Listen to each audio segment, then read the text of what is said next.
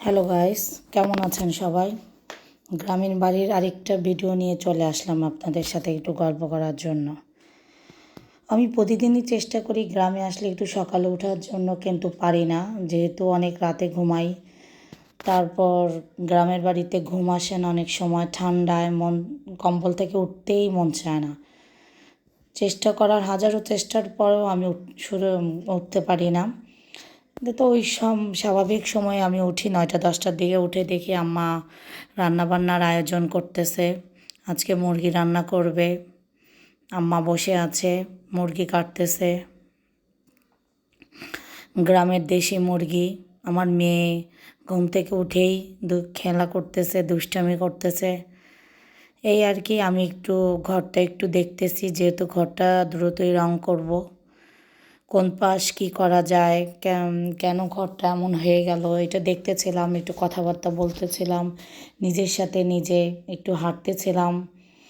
আমার গ্রামে আসলে হাঁটতে ভালো লাগে, কারণ গ্রামের রাস্তাঘাট আমার খুব পছন্দ হয়। এই জন্য হয়তো বা আমার গ্রামের বাড়ি আছে দেখে, নাকি আমি গ্রামে যেতে ভালোবাসি, হয়তো বা এক একজনের অনুভূতি এক এক রকম। আপনাদের কেমন অনুভূতি আমি জানি না। আমি বাংলাদেশের বাইরেও অনেক ঘুরেছি, কিন্তু গ্রামে এসে আলাদা একটা অনুভূতি আমি পাই। সবার তা কি না আমি বলতে পারবো না। এখানে দাঁড়িয়েছিলাম, দূর থেকে নিজের বিল্ডিংটা একটু দেখলাম, রাস্তাঘাট দেখলাম। যখন আমি ছোট ছিলাম তখন এই রাস্তাঘাট পাকা ছিল না, তখন এটা ইটের ছিল। এখন দিন যত যাচ্ছে তত তো উন্নত হচ্ছে, মানুষ উন্নত হচ্ছে, রাস্তাঘাটে উন্নত হচ্ছে। এটা আমাদের বাগান, এই বাগানে অনেক সুপারি নারকেল গাছ আছে, কিন্তু খেজুর গাছ নেই। এখন যেহেতু বিভিন্ন ফোনের টাওয়ার লাগায়, এজন্য খেজুর হয় না। এটা আমার নানার বাড়ির গেট। আমার নানি জীবিত অবস্থায় এটা লাগানো হয়েছে। এখন আমার নানা নানি কেউ বেঁচে নেই। যে বিল্ডিংটা দেখছেন ওটা দোতলা। আগে আমার নানি থাকা অবস্থায় ওইটা একতলা ছিল। এখন আমার মামা ওইটা দোতলা করেছে, কারণ আমার মামির খুব শখ সে দোতলা বিল্ডিংয়ে থাকবে, তাই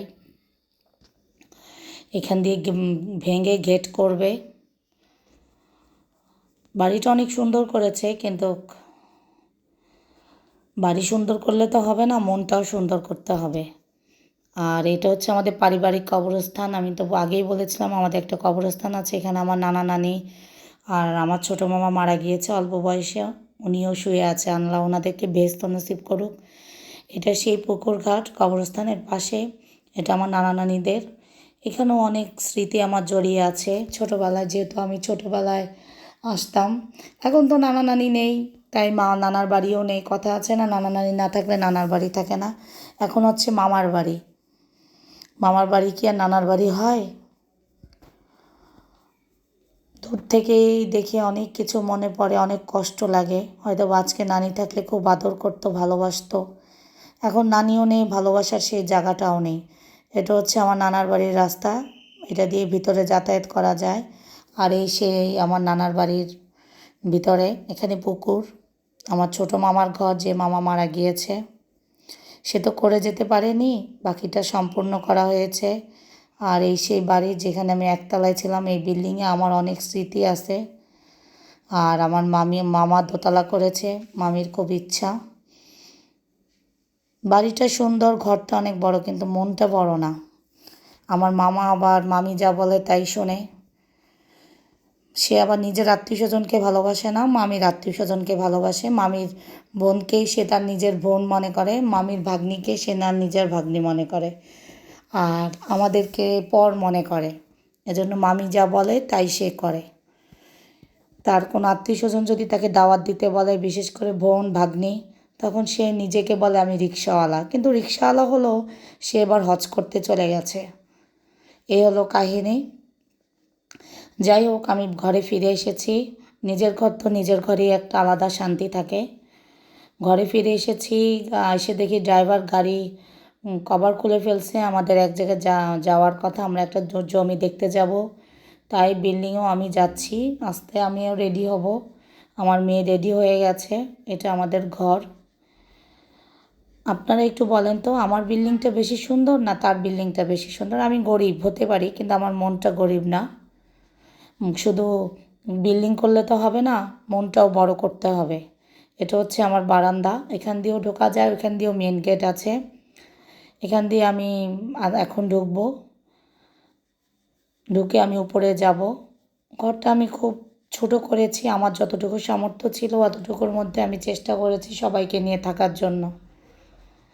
এটা বাইরের সিঁড়ি।